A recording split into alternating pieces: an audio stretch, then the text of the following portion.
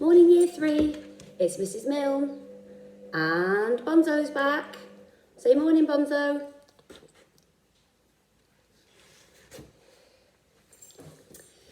Today we're going to carry on with our story Cliffhanger, and today we're going to read chapter 5, well part of chapter 5 today, and then we're going to do some work on it. I'll explain that in a second. But before we begin, I just want to say well done to all of you who posted your work on Dojo yesterday. You had to find some true and false statements about chapter 4.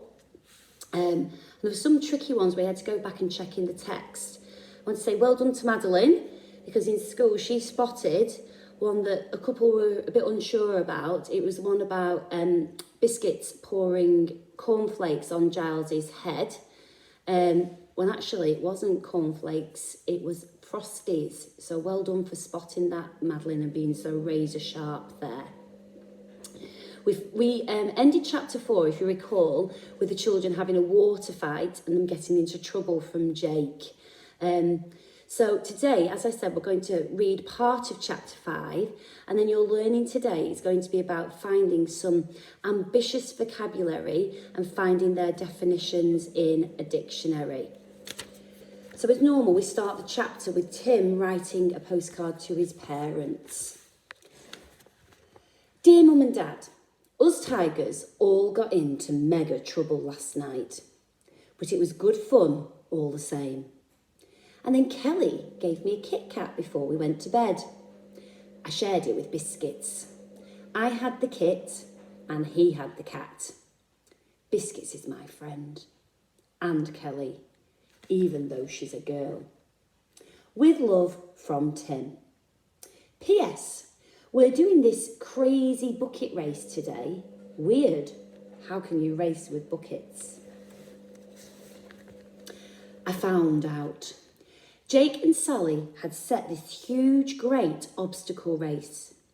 We were all lined up in our teams, the Lions, the Panthers, the Cheetahs, and us. Giles was dead eager. Kelly was bobbing about. Teresa clutched in her fist. Laura and Leslie were giggling. Biscuits and I were groaning. It's not my idea of fun, I whispered. You can say that again, Biscuits whispered back. We kept this up all the time. Sally was explaining what we had to do. It involved a lot of running, lots and lots of running. We had to run to the paddling pool and fill our buckets with water, and then we had to run with the full buckets all the way around the field to the slide, and then, still with the buckets, we had to climb up it and slide down, and then we had to run to the sandpit and stagger across with the buckets, and then we had to run to the stream, and on the other side of the water there were 4 thirsty big baby cats desperate for a bucket full of water. Well, that's what Sally said. Can you go through it again, Sally? I wasn't concentrating, said Biscuits, grinning. Sally pretended to clip him over the ear. Giles was dead set on getting the rules right. So, it's the team that fills the painted rubbish bins first that wins, yes? They're not bins, Giles. They're babies. A baby lion, a baby panther, a baby cheetah, and we've got a baby tiger, said Kelly. Doesn't it look sweet? Giles screwed up his face in disgust at this whimsy. I thought the bins looked pretty good. The baby lion bin was painted yellow, the baby panther bin was painted black, and the baby cheetah bin was painted beige with black spots. And our baby tiger bin looked the best, painted orange with black stripes. They all had cardboard ears and beady eyes, and the swing tops made excellent movable mouths. Jake demonstrated making them open their mouth to pant for water. Jake jumped over the stream to get to them. He's got long legs, but it was still quite a stretch for him, and he wasn't carrying a bucket of water.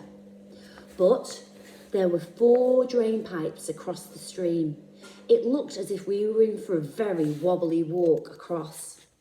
And the team that fills the bin first wins, Gerald repeated impatiently, raring to go.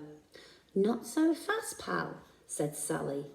The first team gets 40 points, the second team gets 30, the third team gets 20. The last team only gets 10 points. Guess who's going to be last? I muttered to Biscuits.